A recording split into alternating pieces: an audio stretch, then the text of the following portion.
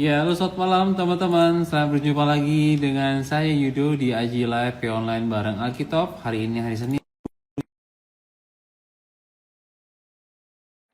yaitu tema youth. Dan kita masuk kepada topiknya yang ketiga berarti ini. Karena kita udah masuk ke dalam Yeremia ya. Karena kemarin kita ngomongin tentang Yusuf, sekarang kita ngomongin tentang Yeremia. Dan kita akan belajar tentang kesetiaan Yeremia gitu ya, karakternya yang setia dan juga bagaimana pemanggilan Tuhan terhadap dia dan bagaimana nanti kita akan melihat Tuhan meneguhkan dia begitu ya. Nah ini cocok banget buat teman-teman juga yang masih muda, yang berjiwa muda gitu ya untuk kita belajar sama-sama dari tokoh Yeremia ini. Dan teman-teman karena masih ada waktu, silakan teman-teman juga kasih tahu teman-teman yang lain ya informasi tentang ini, berikan linknya, berikan juga mungkin brosurnya gitu ya, sehingga mereka juga boleh bergabung bersama dengan kita. Nah malam hari ini saya juga nggak sendiri, nanti akan ada Karoma tuh aja dan juga nanti ada kedua guest yang akan bareng dengan kita menggali dari Yeremia pasal 1 ayat 4 sampai yang 10. Dan kita semua nanti akan belajar bersama-sama tentang pemanggilan Tuhan atas Yeremia dan karakternya yang setia. Nah ini Karoma sudah bergabung dengan kita. Selamat malam Karoma. Halo, selamat malam Kak Yudo, sahabat Sabda. Halo Andi, selamat malam teman-teman semuanya. Senang bisa ketemu lagi di minggu yang baru ini ya. Dan Iya. masih di dalam tema youth ya. Kiranya semua semangat, semangat anak muda ada di dalam. Semangat. Oke. Ya, gimana siap Andi untuk PA hari ini? Ya, halo. Selamat malam. Siap lah untuk PA. Oke. Puji Tuhan. Ini Linda belum bisa ya Kak Yud ya? Ini masih lagi diundang Kak Roma. Oke. Berarti masih ada waktu buat teman-teman juga untuk ngebaca ya. Dari Yeremia 1 ayat yang keempat sampai 10. Kalau teman-teman mau baca satu pasalnya sekaligus, nggak apa-apa juga supaya teman-teman bisa dapetin konteks ya dari pembahasan kita pada malam hari ini. Oke. Ini nggak muncul apa-apa ya di komentar ya? Memang belum ya? Memang belum Kak Rom. Oh, Ini sorry. iya sedang usahakan dari teman-teman teknis, masih belum bisa untuk mengundang Kak Linda. Baik, ya sementara Linda di invite, kita masih ada waktu teman-teman yang sudah ikut live pada malam hari ini ya. Seperti biasa nanti kita akan PA selama 1 jam ke depan. Silakan teman-teman nanti ikut berpartisipasi untuk buka ayatnya, simak sampai juga kita analisa dan apa yang kita pelajari bisa dituliskan ya di kolom komentar. Nanti kita akan bacakan itu. Ya, ini tapi kita udah kedetek live kah atau belum? Kalau Kak Roma dan juga Kak Andi sudah di tag live Kak. Oke, siap. Tinggal tunggu Kak Linda berarti ini ya. Nah, ini juga udah bergabung ada Mili, ada juga Kak Jenny, ada sebenarnya Linda udah join nih, cuma belum bisa di-invite ya. Dan teman-teman yang lain. Silakan bisa di-share live-nya ke akun yang lain nanti supaya bisa dapat info live-nya hari ini ya. Oke. Sembari menunggu, kita ulang atau kita lanjut dulu aja? Sebentar nih Kak. Jadi ini teman-teman dari teknis, mereka lagi mencoba berbagai cara gitu ya untuk mengundang Kak Linda supaya malam hari ini kita bisa barengan berempat gitu ya untuk mengenali firman Tuhan. Oke, Kak Linda sudah bergabung dengan kita. Selamat malam Kak Linda. Halo, Kak Linda? Belum ada suaranya. Apa sudah terdengar? Oke, puji Tuhan. Oke, karena sudah bergabung ya Linda dan Andi, kita mau kenalan dulu deh dengan kedua guest kita hari ini. Kita mulai dari Andi dulu, silakan Andi. Oke, halo. Shalom teman-teman. Nama saya Andi. Sekarang domisilinya di Solo, pelayanannya juga di Solo. Oke, terima kasih. Kalau Kak Linda, Linda, silakan, Kak. Halo, selamat malam Kak Yudo, Kak Roma, Kak Andi, dan juga teman-teman yang sudah menyiapkan waktunya untuk join sama-sama dengan kita di malam hari ini. Perkenalkan, saya Linda Pelmelai, biasa dipanggil Linda. Saya asalnya dari Maluku Tengah. Mas Sohi, boleh dicek di Google bisa ya, Kota Masohi. Saya sekarang tinggal di Jakarta, Jakarta Timur. Pelayanannya di Gereja GST Kasih Karunia di Jakarta juga tepatnya. Dan saya juga bergabung dengan pelayanan misi dari Life City Ministry, sebuah yayasan yang berkecimpung di pendidikan anak usia dini. Oke, Oke, selamat kenal oh, Kak Linda. pelayanannya ya Kak Linda ya. Iya. Iya, teman-teman, saya Roma, saya salah satu staf Sabda juga, tapi saya tidak di Solo bersama Kak Yudo karena saya ada di Palangkaraya, Kalimantan Tengah, dan saya juga bergereja di Gereja Best Church. Mungkin Kak Yudo mau perkenalan? Iya, saya Yudo, teman-teman. Saya tinggal di Solo. Saya bekerja di Sabda di Solo juga, dan juga saya bergereja di GKI Solo Geden. Baik. Oke, terima kasih dan semua sudah ke Detek Live hari ini ya. Jadi kita ada di Alkitab, acara seru dari Sabda untuk kita bisa menggali pasal-pasal yang terkenal setiap hari Senin dari sudut pandang yang baru. Makanya kita sebut sebagai pasal yang top karena memang ayat-ayatnya juga sangat top ya. Nah, di dalam Alkitab ini kita pakai satu metode dari Yayasan Lembaga Sabda yaitu SABDA. Apa itu SABDA, Kak? Jadi SABDA ini adalah langkah atau metode penggalian Alkitab yang dibuat oleh Sabda begitu ya, terdiri dari 5 langkah teman-teman. 5 langkah yang pertama itu adalah simak gitu ya.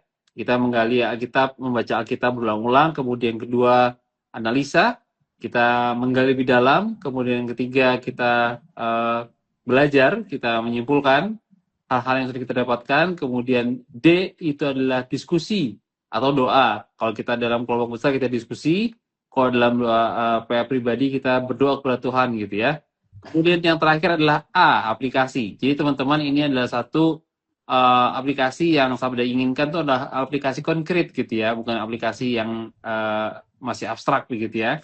Sehingga kita bisa mengalami transformasi hidup ketika kita menggali Alkitab. Dan teman-teman silakan gunakan metode SABDA ini dalam penggalian teman-teman di rumah maupun juga bisa digunakan, diperkenalkan kepada teman-teman di gereja. Untuk lebih lengkapnya, teman-teman bisa lihat di situs ayo-pa.org. Jadi teman-teman bisa pelajari lebih banyak tentang banyak metode-metode yang Sabda buat untuk kita pelajari Alkitab. Baik, thank you. Jadi kita sudah dengar metodenya, nanti teman-teman bisa pelajari lebih lagi ya. Ada linknya sudah dikirim oleh admin. Sekarang kita akan mulai ya. Kita akan belajar dari Yeremia 1. Kita yang mungkin saat ini sering minder, nggak siap, atau ngerasa nggak punya model apa-apa dipakai Tuhan. Ada satu anak muda bernama Yeremia yang juga pernah ngalamin krisis percaya diri ini ketika dia dipanggil oleh Tuhan di dalam belasan tahun yang dialami. Ini yang kita obrolin malam hari ini ya. Mari kita bersama-sama mulai dulu dalam doa pembukaan. Saya minta kesediaan Kak Yudo lagi, bisa buka dalam doa. Oke, baik. Mari kita bersatu dalam doa, teman-teman. Bapa Surgawi, Bapa yang Maha Kasih, yang kami kenal dalam nama Tuhan kami Yesus Kristus, kami anak-anak-Mu datang dari berbagai tempat di Indonesia untuk belajar tentang firman-Mu Tuhan dari Yeremia pasal yang pertama. Kami mohon Tuhan lindungi kami masing-masing, baik Kak Roma, Kak Linda, Kak Andi, dan juga anak-Mu, dan setiap orang, teman-teman kami yang juga menonton dan juga berinteraksi dalam acara ini Tuhan. Kiranya Tuhan Engkau melindungi kami, melindungi setiap device yang kami pakai, jaringan yang kami pakai, listrik, dan juga keamanan kami serahkan dalam tangan Tuhan. Kami juga berdoa Tuhan kiranya Engkau juga memakai arsip dari video ini juga untuk memberkati banyak orang, sehingga kami, anak-anak Tuhan, boleh diperlengkapi dan juga boleh hidup dengan setia di hadapan-Mu. Terima kasih Tuhan Yesus Kristus, kami berdoa, haleluya, amin. Amin. Baik, sebelum kita akan baca ayatnya sama-sama ya, kita akan belajar sedikit latar belakang dari kitab Yeremia. Ngomongin tentang kitab Yeremia, yang nulis juga nama yang sama, yaitu Yeremia.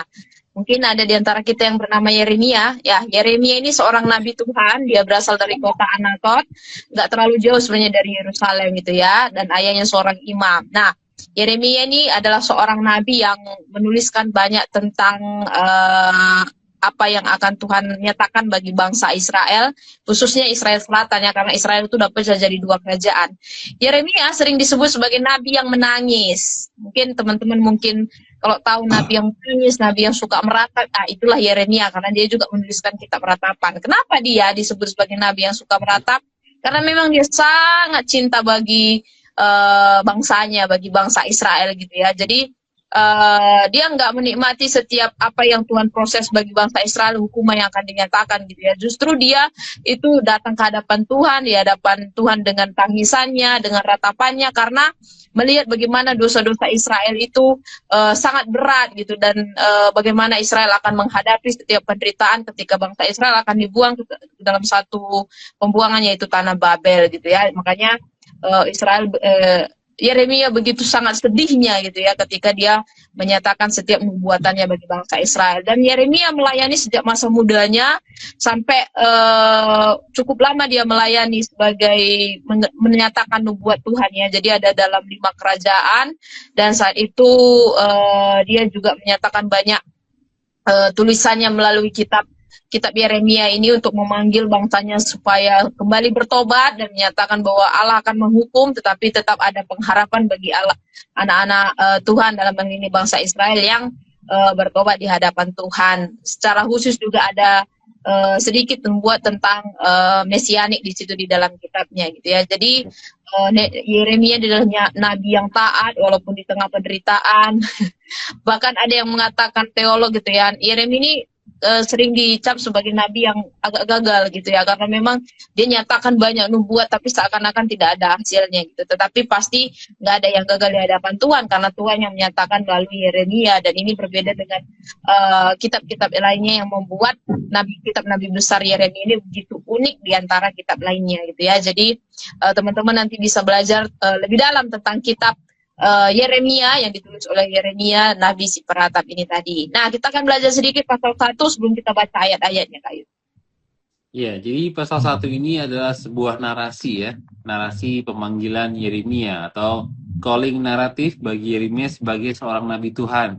Dan seperti kita tahu, seorang nabi dalam Perjanjian Lama itu adalah seorang yang menyampaikan isi hati Tuhan kepada umatnya gitu, atau memberikan peringatan-peringatan kepada umatnya.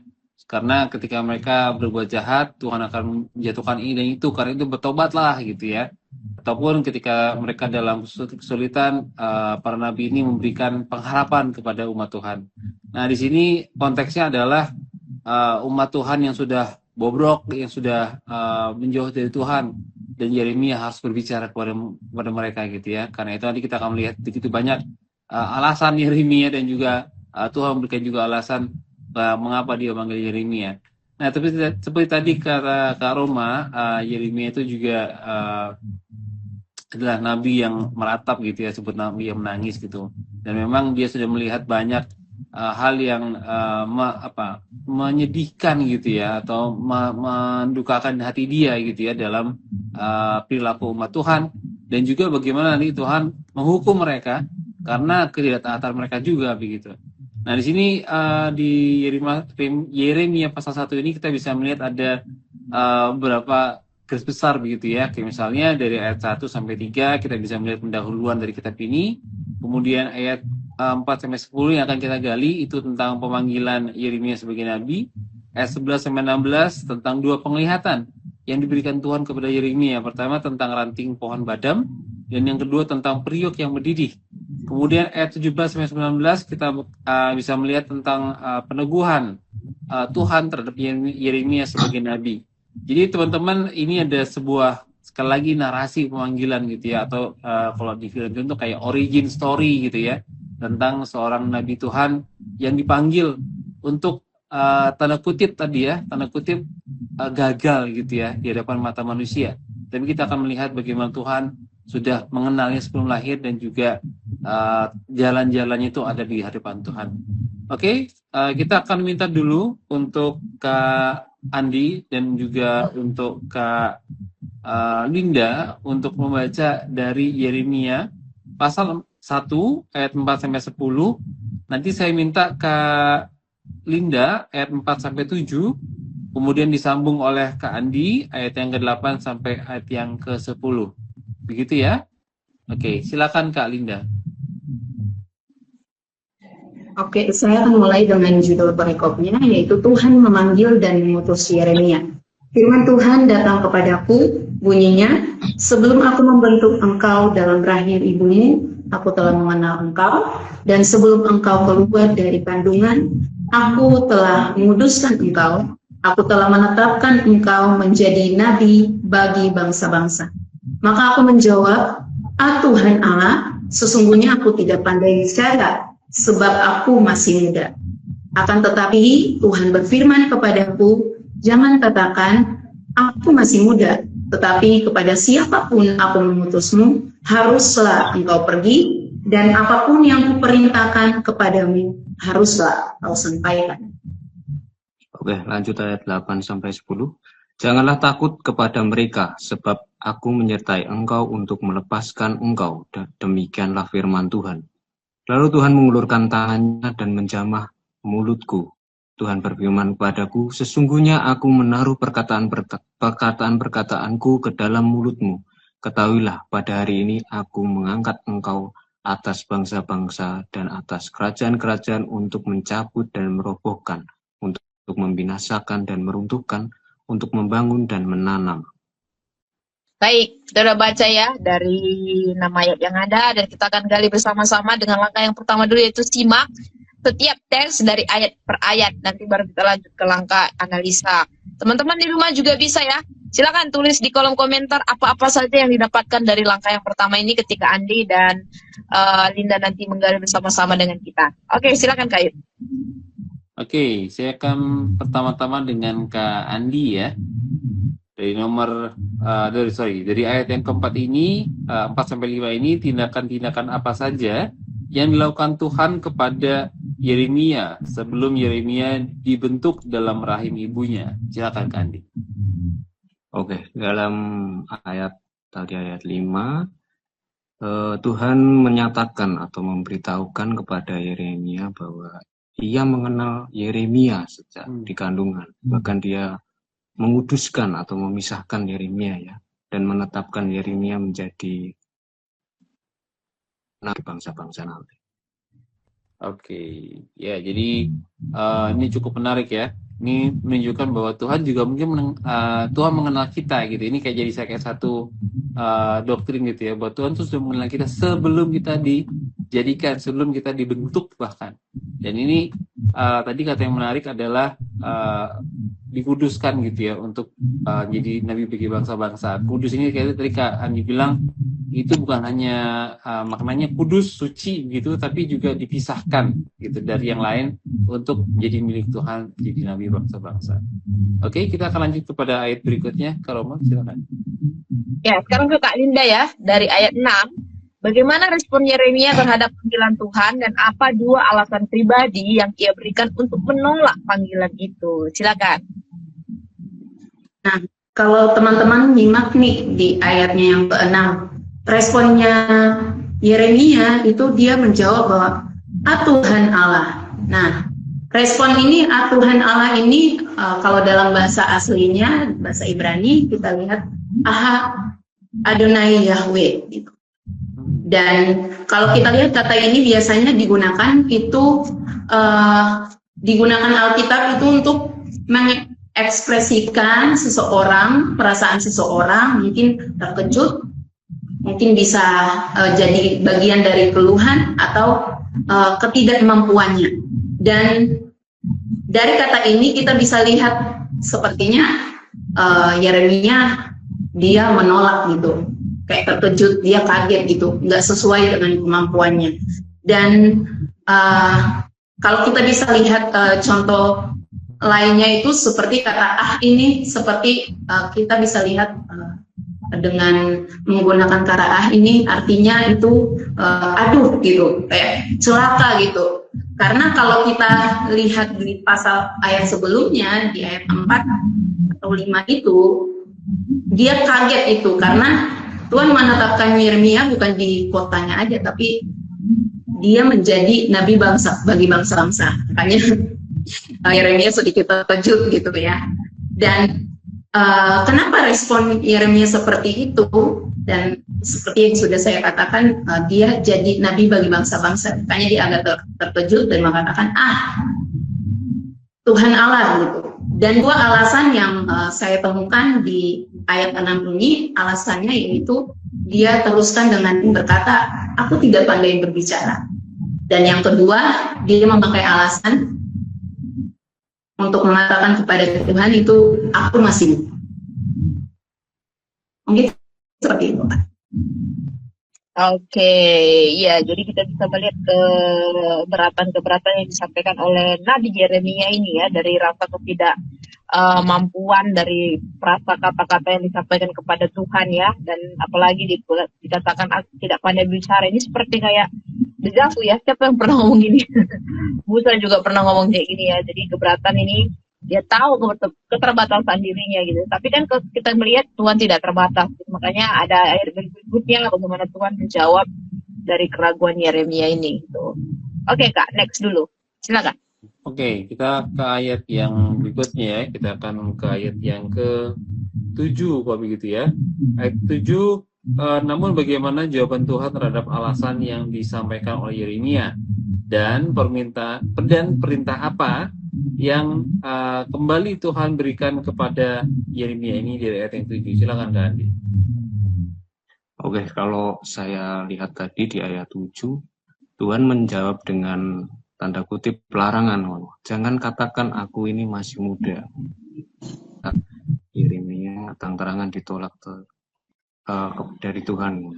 Tetapi kepada siapapun engkau kuutus haruslah engkau pergi. Jadi langsung dia menyatakan maksudnya tadi awal-awal di ayat 5 kalau nggak salah tadi tentang menjadi nabi. Apapun yang kuperintahkan kepadamu haruslah kau sampaikan. Ini tugasnya sebagai, kalau saya melihat sih Tuhan merespon atau menuntut Yeremia untuk untuk taat dengan konsep tadi adanya larangan, adanya ketetapan, adanya harus, atau perintah juga tadi disebutkan juga. Itu Mas Yuda. Baik, terima kasih. Ya, betul banget ya. Jadi Tuhan tuh kayak semacam menolak fokus Yeremia itu pada kelemahannya dia. Aku masih muda satu, aku nggak pandai bicara gitu.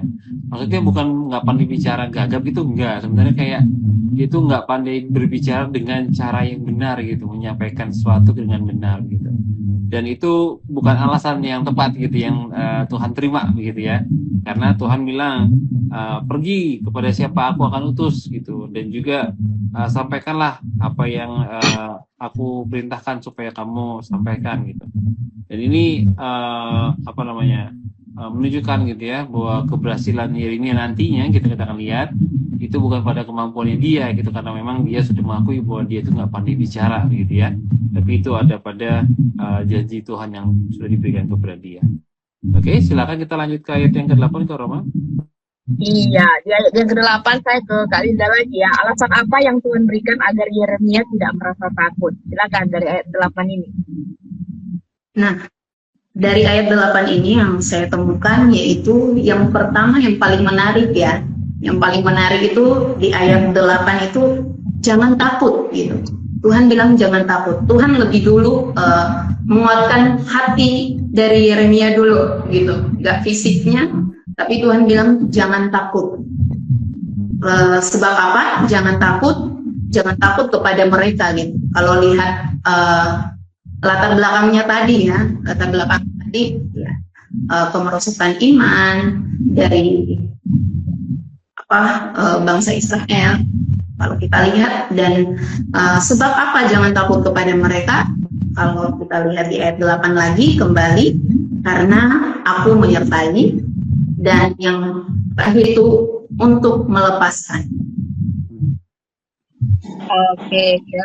Aku tertarik kata fisik tadi yang disampaikan Kak Linda ya, bahwa sebenarnya kan urusan fisik yang disampaikan Yeremia, kalau ada muda dia itu mesti nggak bisa bicara gitu ya, tetapi yang Tuhan berikan untuk keraguan Yeremia malah tentang bukan hal fisik gitu, tapi tentang hal rohani yang disampaikan di sini ya, kata penguatan jangan takut, aku menyertai engkau. Ini kan satu kata yang sebenarnya bagi bangsa Israel khususnya Yeremia pastinya tahu kan, Yeremia ini imam gitu ya, dia pasti tahu bagaimana nenek moyangnya juga seringkali mendapatkan penyertaan Tuhan yang luar biasa gitu. Jadi kata-kata ini menjadi satu penguatan bagi Yeremia atas keraguan yang mungkin dihadapi di masa mudanya ketika dia dipanggil Tuhan itu.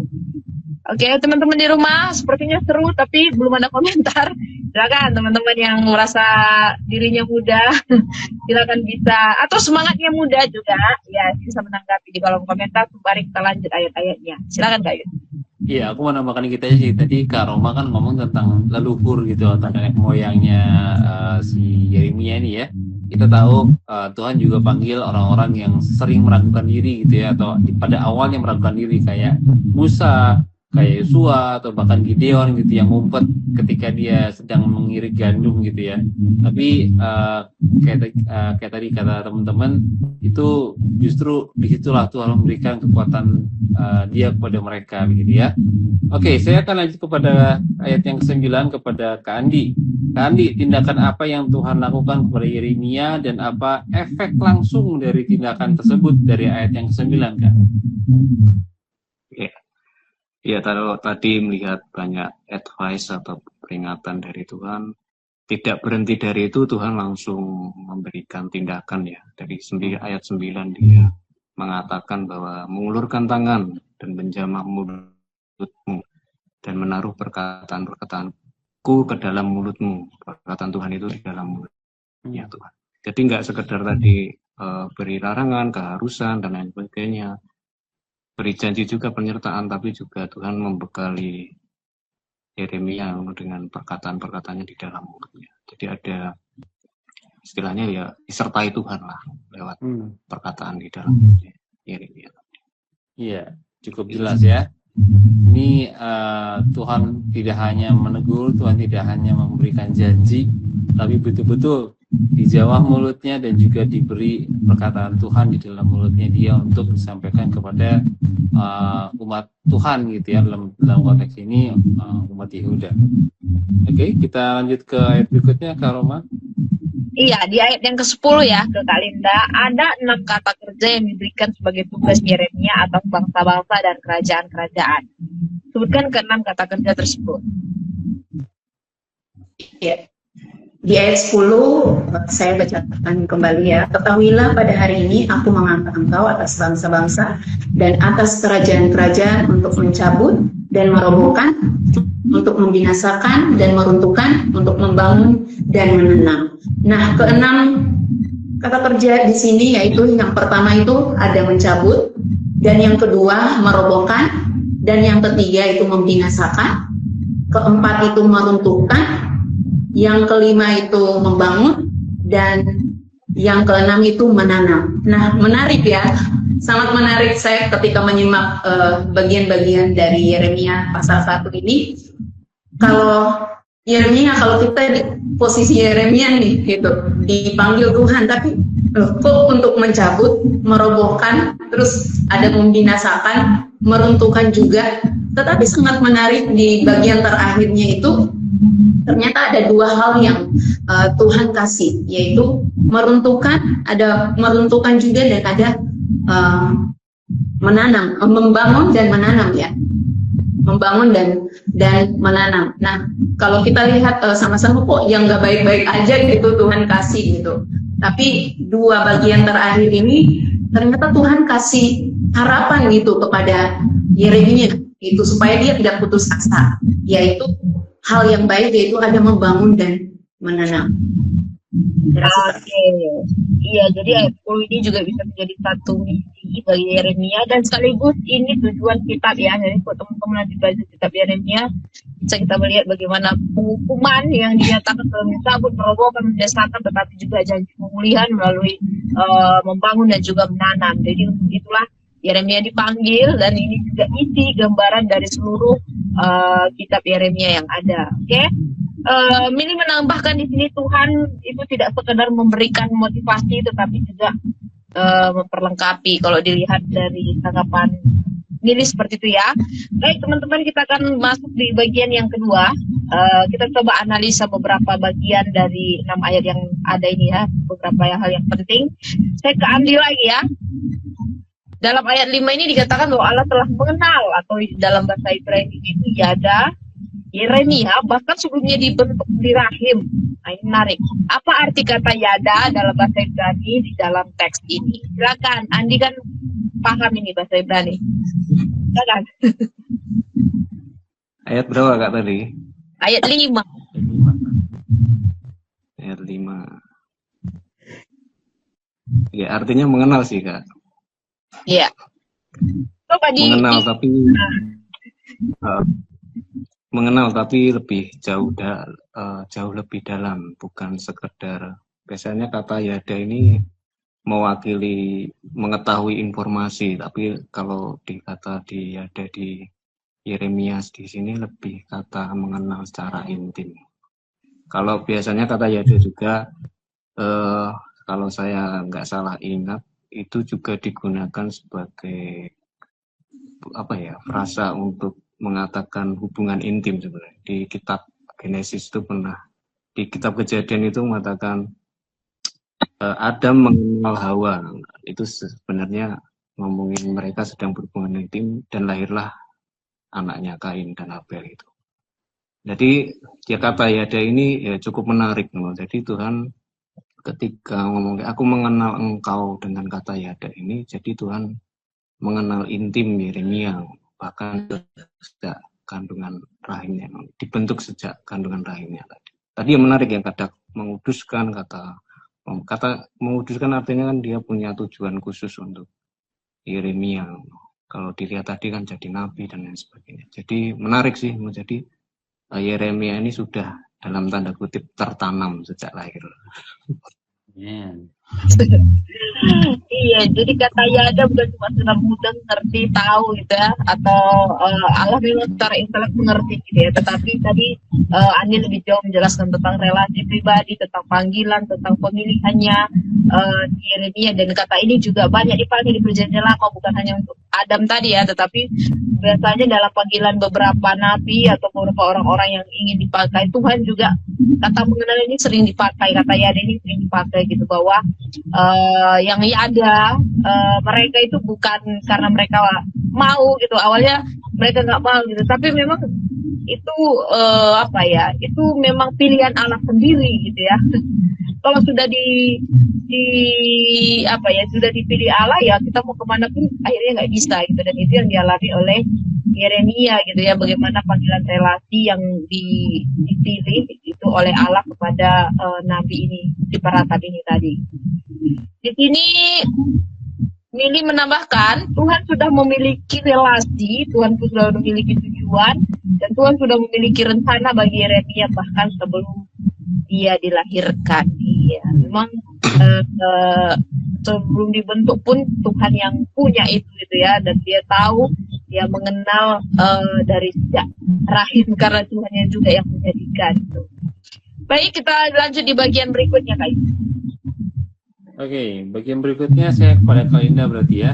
Mengapa Tuhan melarang Yeremia berkata, aku ini masih muda, kalau seperti yang di ayat yang ke-7, Kak Linda, silakan.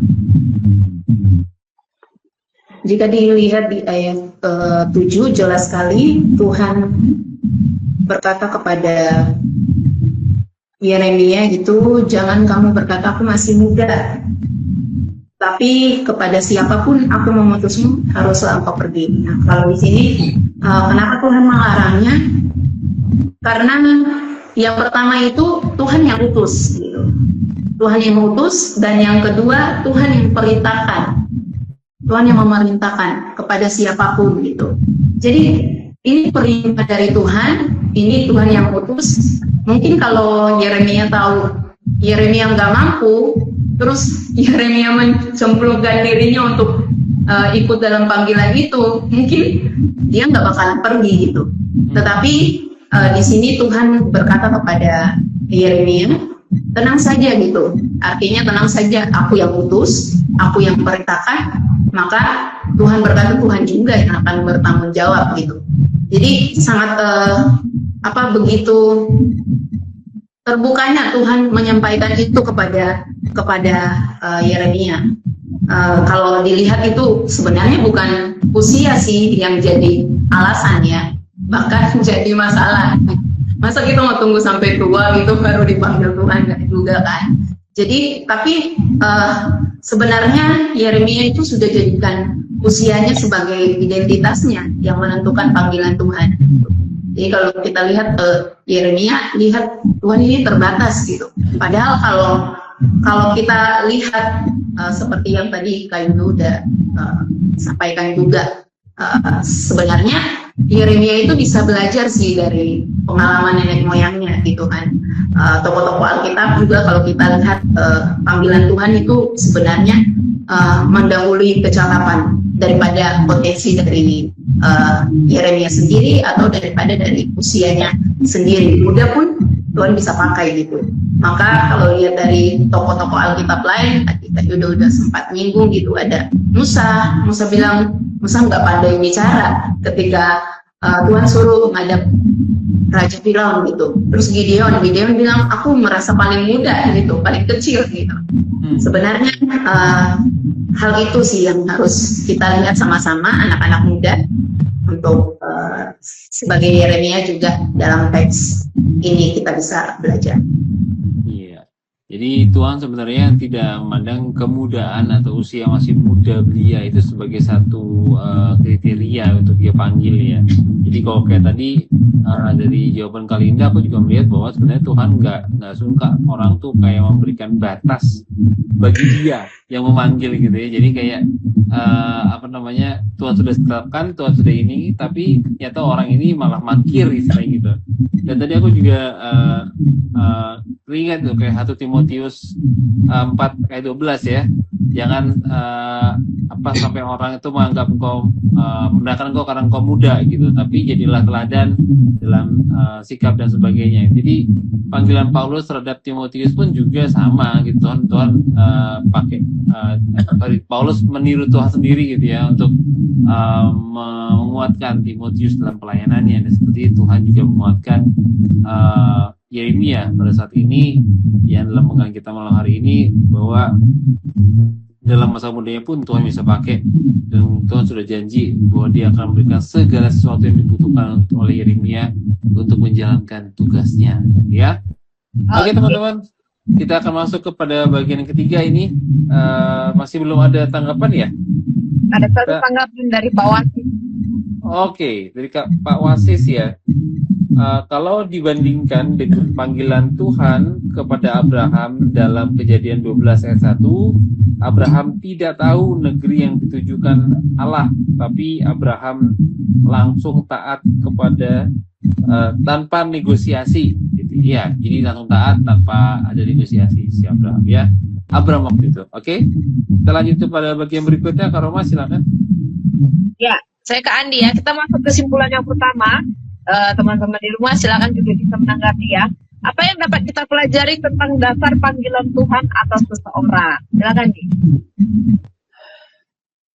Oke, kalau yang saya pelajari sih panggilan itu bukan berdasarkan kemampuan, usia, ataupun alasan kemampuan dalam manusiawi ini, tapi melainkan benar-benar tadi panggilan, kehendak, dan anugerah Tuhan. Jadi ya setiap orang sebenarnya sudah dikenal Tuhan, sudah dikuduskan Tuhan, bahkan sudah ditetapkan oleh tujuan tertentu bagi masing-masingnya, seperti Yeremia tadi. Itu sih, Rom. Ya, jadi jangan menganggap, aduh saya kurang cantik, saya kurang ganteng untuk panggilan, saya tidak bisa ini, ya 1001 alasan anak-anak muda untuk bilang jangan dulu gitu ya. Tetapi sekali lagi belajar dari Yeremia ini ya, tadi kemampuan dan usia itu tidak menjadi alasan untuk kita tidak menerima panggilan Tuhan gitu ya. Karena kalau dilihat tadi di ayat-ayat seterusnya ada perlengkapan Tuhan yang membuka mulut Yeremia, dia juga taruh perkataan firman-Nya gitu ya. Jadi Tuhan memanggil, Tuhan berjanji, dia memperlengkapi, bukan hanya memanggil habis itu kita ditinggalkan, Tuhan cuci tangan, enggak. Tuhan pasti memperlengkapi setiap orang yang dipanggilnya bisa menjalankan misinya Allah gitu ya. Kalau dalam hal ini Yeremia menjadi nabi, mungkin diantara kita panggilan kita sebagai apa gitu ya. Mari kita belajar dari panggilan Yeremia ini bahwa kelayakan kita bisa apa enggak itu bukan di kitanya gitu ya, tetapi mata-mata Allah yang memilih, Allah yang memanggil, dan di Allah juga yang akan memperlengkapi dan mengutus kita itu. Ya teman-teman, apa yang teman-teman pelajari juga dari Yeremia ini ya tentang dasar panggilan, silakan bisa ditulis di kolom komentar ya. Baik, silakan guys. Iya. Saya kepada Kalinda, mengapa Tuhan berbicara lebih banyak tentang apa yang akan dia lakukan daripada apa yang Yeremia harus lakukan? Silakan Kak. Alasannya kenapa? Karena kalau kita baca secara keseluruhan dari teks Yeremia ini, kalau kita lihat dari pasal ayat 4 sampai 10 itu, yang pertama orang Tuhan yang membentuk gitu. Tuhan yang membentuk, Tuhan yang mengenal Yeremia, Tuhan yang memutuskan, menetapkan, Tuhan yang perintahkan, Tuhan yang mengutus, Tuhan yang memanggil Yeremia, bahkan Tuhan yang menaruh perkataan-perkataan. Kalau teman-teman lihat di ayat 9 ya, Tuhan sendiri yang menaruh perkataan-perkataan Tuhan itu ke dalam mulutnya Yeremia. Jadi sebenarnya Yeremia enggak berpikir dengan begitu keras ya, kalau kita ini untuk menyampaikan ke umat gitu, menyampaikan ke orang-orang. Yeremia enggak seperti apa ya, memutar otaknya untuk kayak memikirkan kata-kata apa nih yang aku harus sampaikan gitu, aku harus sampaikan ke umat Israel gitu. Tetapi Tuhan sendiri yang sudah menaruh itu, makanya Tuhan lebih fokus kepada tindakan Tuhan ya, yaitu sudah jelas kita lihat nantinya itu pada akhirnya itu keberhasilan, dan ini ternyata nggak bergantung gitu sama potensi yang ada di Yeremia atau kemampuan yang Yeremia punya gitu. Karena Yeremia dari awal kalau kita lihat, Yeremia bilang dia nggak mampu, masih muda, nggak bisa bicara lagi gitu kan. Tapi keberhasilan pelayanan itu teman-teman, kita bisa dapat belajar bukan pada kemampuan kita. Oh ternyata itu keberhasilan pelayanan kita itu atau panggilan kita itu tergantung pada tindakan Allah sendiri. Ya, aku setuju banget ya, Kalinda ya. Jadi Tuhan menunjukkan bahwa Dia akan melakukan ini dan itu gitu.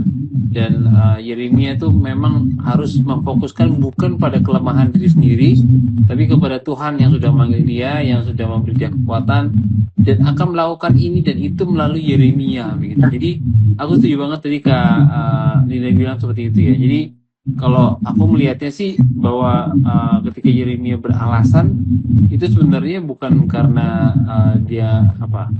bukan karena dia benar-benar aku memang muda gini-gini, enggak, tapi karena dia memang sebenarnya agak mau menolak gitu ya, karena dia mungkin takut, atau karena mungkin pada zaman itu anak muda nggak banyak denger gitu kan ya, bisa aja. Tapi aku pikir ketika Tuhan sendiri yang berbicara kepada dia, Tuhan yang mengenal dia bahkan sebelum dijadikan, itu mungkin Tuhan ingin juga mengarahkan fokusnya si Yeremia bukan pada dirinya, tapi pada diri Tuhan sendiri yang memanggil dia dan juga memberi dia kekuatan. Ya, oke. Ada Kita satu pertanyaan Kak Yud. Oke, silakan Kak.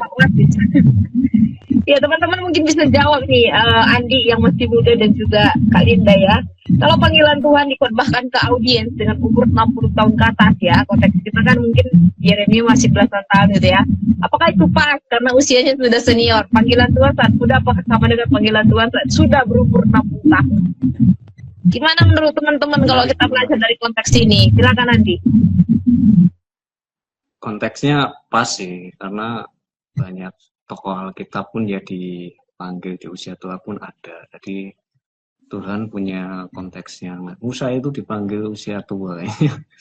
Jadi ada konteksnya masing-masing saat ada panggilan. Kebetulan Yeremia dipanggil di usia muda. Saya sih perkirakan karena dia anak seorang imam, jadi dia punya ketakutan berbicara kepada terutama pada orang-orang tua, pada yang lebih berumur, karena biasanya usia pelayanan kan berpengaruh kan. Yesus saja berpelayanan di usia 30 baru bisa didengar. Jadi ada kendala usia ini mungkin jadi bahan pertimbangan. Makanya Tuhan tadi ngomongin jangan takut, ada konteksnya. Ya tadi bisa dilihat kalau dipanggil tua ya, saya merasa kadang sesuai konteks lah. Pasti ada maksud Tuhan di balik itu. Tadi kita lihat ada ngomongin sudah dibentuk sejak lama, terus dikuduskan, dipanggil. Itu sih Rom. Iya. Kalau kalian mau menanggapi, jadi nggak ada yang terlalu muda dipanggil atau terlalu tua nggak bisa dipakai lagi ya. Semua usia bisa dipakai oleh Tuhan selama Tuhan menghendaki untuk bisa melayani Dia. Gimana menurut Kalinda? Setuju? Kalau dari aku, ah, kalau dari aku sih Kak, kalau lihat dari konteksnya itu, harusnya yang lebih tua yang lebih siap gitu untuk maju gitu kan. Karena kalau kita lihat dari alasan Yeremia sendiri, dia bilang masih muda gitu. Nah, berarti kalau yang di atasnya harusnya udah lebih siap dong untuk nggak ada alasan lagi nih untuk menolak panggilan dari Tuhan itu sendiri. Oh gitu. Tapi kadang orang beralasan terlalu tua, nggak produktif gitu-gitu ya. Tapi sekali lagi di sini bukan masalah usia ya, kalau kita lihat di konteks ya, sekali lagi bukan masalah usia gitu ya, tetapi itu hanya alasan dari sisi manusia gitu. Tapi kalau kita melihat dari konteks Allah tadi yang lebih banyak berkomentar tentang apa yang dihadapi Yeremia, baru kita bisa melihat Allah yang memanggil. Nah, kita akan maju dulu ke teman-teman karena waktu terus jalan. Tapi saya ada tanggapan dari Reza kayak fokus kita ini lebih ke kedaulatan dan kesetiaan Allah, bukan kekuatan manusia. Dan Yeremia dipanggil untuk menjadi messenger dan Tuhan sebagai penjamin pelaksanaan penyampaian pesannya. Baik, terima kasih. Saya ke Andi lagi ya. Banyak anak muda sekarang berkata, aku masih terlalu muda, aku belum siap, nanti ajalah kalau sudah layak melayani. Bagaimana tanggapan kamu dengan alasan ini? Silakan sih. Ya, tanggapan saya yang pertama bersyukur. Artinya ada pergumulan. Jadi kan seorang beriman kan harus bergumul kan. Jadi dia memikirkan konsekuensi ke depan. Digumulkan dengan Tuhan, berdoa, dan nanti saya percaya Tuhan kasih jawaban atas setiap pergumulan yang banyak alasan. Kalau kita bisa lihat kan manusia banyak seperti pabrik alasan ya, memproduksi banyak alasan. Nah, nanti lewat di situ selain tadi bergumul, kita juga berrelasi dengan Tuhan. Semakin menguatkan dari pergumulan itu, malah jadi menguatkan visi. Bersyukur artinya punya otak yang berpikir, hati yang bergumul, dan nanti sesuai dengan visinya tadi. Iya. Oke, thank you ya. Jadi ya kata bersyukur yang dipakai Andi ini mungkin ada di antara kita anak-anak muda sekarang yang menonton ikut live ya, yang merasa aku ini masih muda, belum layak melayani. Mari bersyukur, dan setelah bersyukur ambil tindakan lanjutannya. Jangan cuma sampai bersyukur, tapi nggak dipikirkan, nggak diproses lebih lagi ya, karena dari Yeremia ini kita sudah belajar ya, tidak berhenti di bersyukur, tetapi ada follow up-nya untuk dia dipakai dan benar-benar menjadi nabi Tuhan yang menyatakan tentang isi hati Tuhan gitu ya. Baik, di bagian berikutnya Kak Yud. Oke, saya ke Kalinda. Kalinda, silakan baca Yeremia 40 ayat 4-6 dan silakan jelaskan kesetiaan Yeremia dalam menjalankan panggilan Tuhan bagi hidupnya. Silakan Kak. Oke, saya buka dulu ya. Lihat di Yeremia 40. Ya, kalau lihat di Yeremia 40 ini, kalau kita lihat teksnya, teman-teman bisa baca sama-sama ya. Kalau misalnya ada salah gitu, bisa komentar aja langsung, kita belajar sama-sama. Nah, kalau dari konteks ayat Yeremia 40 ini, ternyata setelah Yerusalem jatuh itu dan dibawa ke pembuangan, waktu itu ternyata Yeremia ada sama-sama itu, terbelenggu dengan rantai juga katanya ya, di ayatnya yang ke-1. Ayat yang ke-1, dia yang telah menyuruh orang itu mengambil Yeremia yang telah terbelenggu dengan rantai di antara semua orang buangan di Yerusalem dan Yehuda yang akan diangkut di pembuangan di Babel. Oke, ternyata Yeremia ini akan ikut diangkut juga, buang ke pembuangan di Babel gitu kan, di Babel.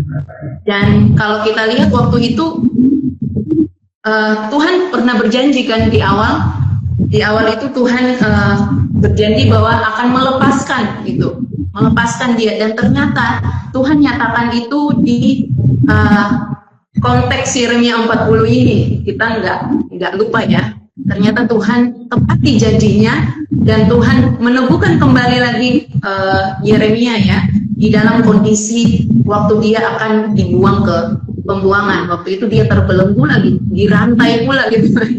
Atau orang Batak itu dirantai pula lagi dia.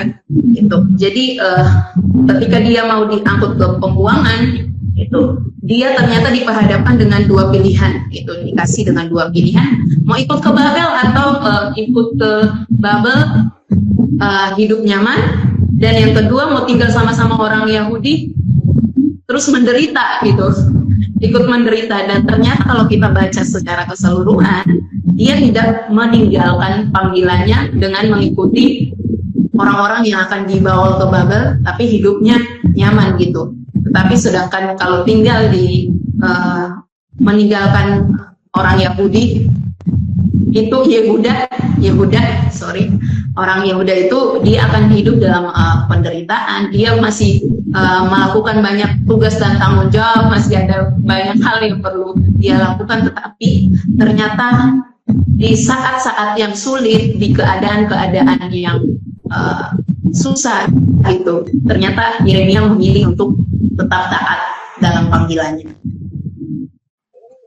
Iya, ini menunjukkan kesetiaan Yeremia terhadap panggilannya ya. Bukan hanya dia tetap tinggal bersama dengan orang-orang yang tersisa, dalam artian mereka yang tidak diangkut kepada Babel begitu ya, tapi juga dia tinggal di sebuah kota yang nggak ada temboknya lagi. Dan kota yang nggak ada temboknya itu berbahaya sekali. Mereka mungkin juga miskin juga karena udah dijarah gitu kan. Mereka juga tinggal di tempat yang puing-puing gitu. Dan Yeremia dengan jelas dia tetap tinggal gitu ya, kembali kepada Yerusalem gitu ya, tempat Tuhan panggil dia, dan juga dia akan melayani orang-orang di sana sampai akhir hidupnya. Dan aku lihat ini kayak mungkin 40 tahun ya, rentang antara pasal 1 sampai pasal 40 begitu ya. Dan selama 40 tahun itu Yeremia bahkan dia disiksa juga sama orang Yahudi sendiri. Dia dipenjara, dia diikat, dimasukin dalam lubang begitu ya. Bahkan dia dicap pengkhianat karena dia menyatakan perkataan Tuhan kepada orang Yehuda gitu. Tapi dia tetap setia bahkan sampai akhir. Ketika dia ketika dia dikasih pilihan, kamu mau ikut ke Babel atau mau tinggal di sini di Yerusalem gitu, dia dengan tegas dia memilih Yerusalem sebagai tempat pelayanan yang terakhir. Oke, Kak Roma, kita akan masuk kepada bagian aplikasi ya, Kak, silakan. Ya, terakhir ya teman-teman, seperti Yeremia kita sering merasa memiliki banyak keterbatasan. Alasan apa yang paling sering kamu gunakan untuk sudah melakukan kehendak Tuhan? Dan setelah belajar dari panggilan Yeremia, komitmen apa yang akan kamu ambil ingin mulai melangkah ke Tuhan? Saya ke Linda dulu, terus nanti setelah itu ke Andi. Silakan. Oke, kalau dari aku sih, kalau aku mau bilang ya, dari pembelajaran pendalaman Alkitab kita di saat ini itu ternyata Tuhan itu nggak cari orang yang ngerasa paling mampu gitu. Tapi kita sendiri harus bersedia dulu. Aplikasinya ke kita itu, kita stop deh pakai berhenti atau stop pakai keterbatasan kita sebagai alasan untuk menunda kita taat kepada Tuhan. Sampai kapan gitu? Kalau Tuhan tunggu nih, sampai kapan nih kita mau taat kepada Tuhan kalau kita pakai keterbatasan kita, sedangkan kita tahu sendiri kita terbatas dalam berbagai hal. Jadi stop memakai keterbatasan kita untuk jadi alasan kita tunda-tunda terus kita taat kepada Tuhan. Dan yang kedua itu kita lakukan, coba bersedia untuk lakukan sesuai dengan kesempatan yang Tuhan sudah kasih ke kita. Kita berani, kita taruh dasar berani kita itu pada penyertaan Allah. Karena kalau kita sendiri ya nggak mampu gitu melewati. Kalau mau aku tambahkan keterbatasan apa yang Linda miliki, ini kan komitmen pribadi ya. Keterbatasan apa yang seringkali menunda kehendak Tuhan. Sorry Kak, terputus. Iya, tadi katanya kan Bob mengatakan keterbatasan. Nah, ini sekarang pertanyaannya keterbatasan apa yang kita miliki, yang kamu miliki sehingga menunda melakukan kehendak Tuhan. Oke. Gak jauh berbeda sih sama dengan Yeremia ya.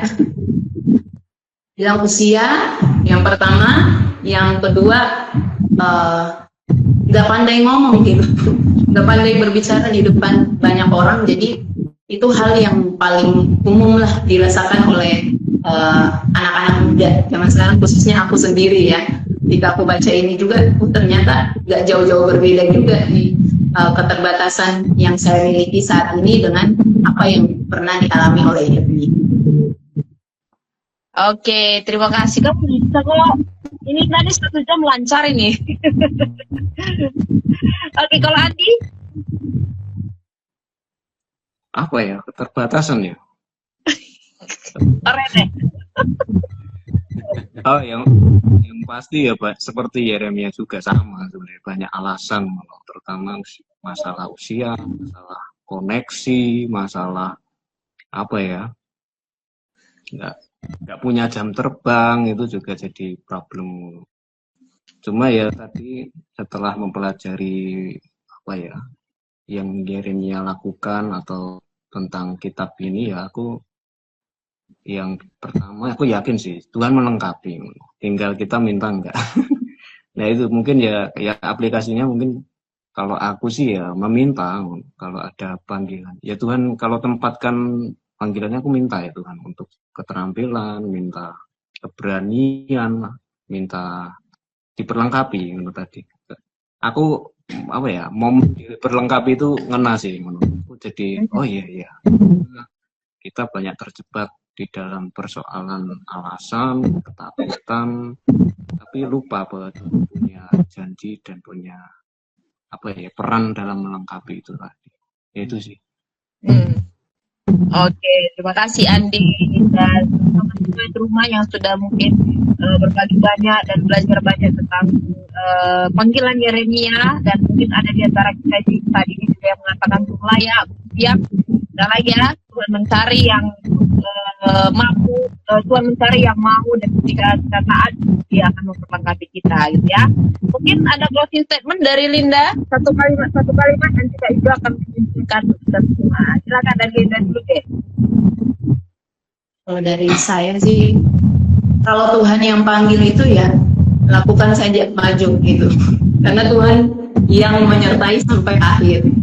Tuhan yang panggil, Tuhan yang menyertai kita sampai terakhir. Dan saya selalu pegang nih kata-kata dari satu penulis buku, yaitu Timothy Keller. Itu dia bilang tidak peduli gitu, nggak peduli jalan seperti apa yang kita akan lalui di depan gitu. Yang terpenting itu dengan siapa kita berjalan. Jadi itu sih. Jadi kekuatan juga bagi saya lewat penemuan Alkitab, pendalaman Alkitab di mana. Oke, thank you banyak Linda. Dari Andi? Ya closing statement ya sama sih tadi seperti yang di Yeremia. Tuhan mengenal kita, Tuhan menguduskan kita, Tuhan yang mengutus kita. Ya kita wajib taat bagian kita. Amin. Oke, Kak Yudo, silakan Kak menyimpulkan.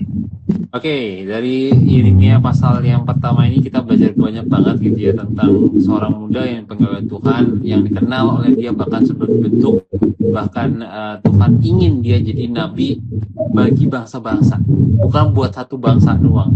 Dan itu yang luar biasa ya, karena Tuhan pakai betul-betul Yeremia menjadi nabi bagi bangsa-bangsa, dan sekarang kita adalah salah satu dari penggenapannya. Dan dari ini semua, yuk sebagai anak muda, sebagai yang merasa kurang gitu ya, kurang cakap, kurang ini, kurang itu, yuk belajar setia, yuk kayak Yeremia gitu ya, belajar setia bahwa Tuhan yang memanggil kita akan memperlengkapi kita. Tuhan yang memanggil kita juga akan menolong kita, melepaskan kita, dan juga mendorong kita untuk maju lebih lagi dalam pelayanan kita. Dan ingat perkataan dari Paulus ya dalam 1 Korintus ya, karena Dia yang memanggil kamu itu setia gitu ya. Jadi dari salahnya kita untuk mengikuti Dia dengan setia juga. Jadi dari aku, Kak Roma. Baik, terima kasih Kak Yudo sekali lagi. Semua rekan-rekan muda malam hari ini, mari belajar dari panggilan yang sudah Yeremia alami ya. Teman-teman minta maaf, kita lagi terputus ya. Ternyata memang Instagram membatasi live kita atau semua live lah itu dalam 1 jam gitu ya. Nah, tadi kayaknya kita udah mulai jam 7:30 pas, dan sekarang kita sudah lebih gitu ya, dalam beberapa menit gitu ya. Dan ternyata memang diputuskan oleh di stop gitu ya oleh Instagramnya gitu. Dan ini tadi kita putus pas Kak Linda sedang berdoa. Jadi teman-teman kita akan berdoa lagi gitu ya. Kak Linda akan berdoa lagi untuk menutup dari PA kita malam hari ini. Kita lagi sedang undang Kak Linda, teman-teman. Dan nanti kita akan tutup dalam doa oleh Kak Linda. Habis itu kita akan bubar gitu ya. Karena nggak afdol ya. Kita udah PA, udah dapat banyak berkat gitu, tapi kita nggak tutup dalam doa. Oke, ini tim teknis sedang undang Kak Linda untuk kembali bersama dengan kita. Nah, ini Kak Roma dan juga Kak Andi juga sudah hadir. Ya, teman-teman, ini bugnya Instagram yang paling parah sejauh ini ya. Atau mungkin ketentuan dari Instagram ya. Tapi tidak apa-apa, kita akan tutup dalam doa oleh Kak Linda. Sebentar teman-teman ya. Mungkin teman-teman juga bisa share juga di kolom komentar gitu, apa aja yang dapat mungkin dari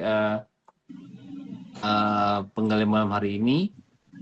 Silakan di-share supaya kita juga bisa tahu ya. Oke, ini Kak Linda. Sorry Kak Linda, tadi keputus pas 1 jam Kak Linda. Iya, jadi kita akan tutup saja penggalian malam hari ini dengan doa ya. Kita kembali minta Kak Linda untuk dalam doa. Thank you Kak. Dalam doa, Tuhan kami bersyukur untuk malam hari ini. Terima kasih untuk kepercayaan Tuhan bagi setiap kami, orang percaya, untuk terus belajar bagian-bagian kebenaran firman-Mu Tuhan, untuk kami terapkan dalam kehidupan kami Tuhan. Kami berdoa bagi teman-teman yang sudah mempersiapkan diri untuk join bersama-sama kami di malam hari ini. Biarlah Tuhan memberkati mereka, supaya apa yang mereka pelajari bersama-sama dengan kami bisa mereka terapkan juga kehidupan pelayanan mereka Tuhan. Terima kasih Tuhan, terima kasih. Berkati Kak Yudo, berkati bersama-sama Kak Roma, berkati Kak Endi, membangun juga bahkan tim yang media ini Tuhan, biarlah semuanya boleh dapat berjalan dengan baik Tuhan. Terima kasih, kami berdoa untuk pertemuan pada minggu depan. Kami berdoa biarlah Tuhan menggerakkan hati anak-anak muda, bahkan orang-orang dewasa untuk mau join bersama-sama, bergabung bersama-sama dan menemukan kebenaran-kebenaran firman-Mu Tuhan yang begitu baik Tuhan untuk kami pelajari bersama-sama Tuhan. Terima kasih, biarlah kami sama-sama bertumbuh semakin mengenal Tuhan melalui firman-firman-Mu Tuhan, dan Tuhan tolong kami dalam melakukan setiap tanggung jawab kami, pekerjaan kami, bahkan pelayanan kami Tuhan. Tuhan menguatkan setiap kami, biarlah kami taat sampai akhir hidup kami Tuhan. Terima kasih, ini doa dan syukur kami, hanya di dalam nama Tuhan Yesus kami berdoa. Amin. Amin. Oke, terima kasih banyak teman-teman, Kak teman-teman. Linda dan juga Kak Andi. Bye-bye. Salam. Ayo PA. Bye-bye.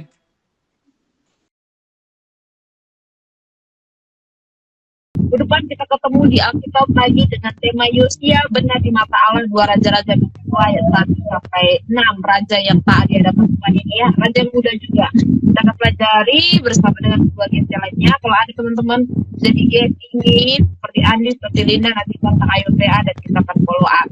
Oke, itu aja pengumumannya.